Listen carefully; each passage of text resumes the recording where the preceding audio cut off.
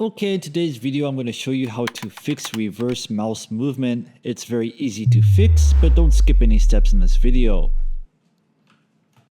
Okay, the first method is to type main.cpl into search. This will come up, left click on it, and the mouse properties will come up. Click on the mouse pointer options. Click on the display pointer trails. This will make some cool trails when you move your mouse. Move this to short.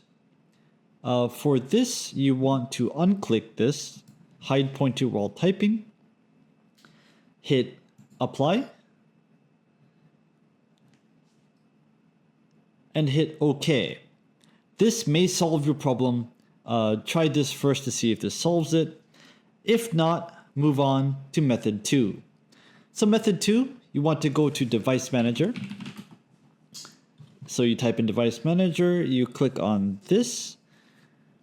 You want to click on expand mouse and other pointing devices.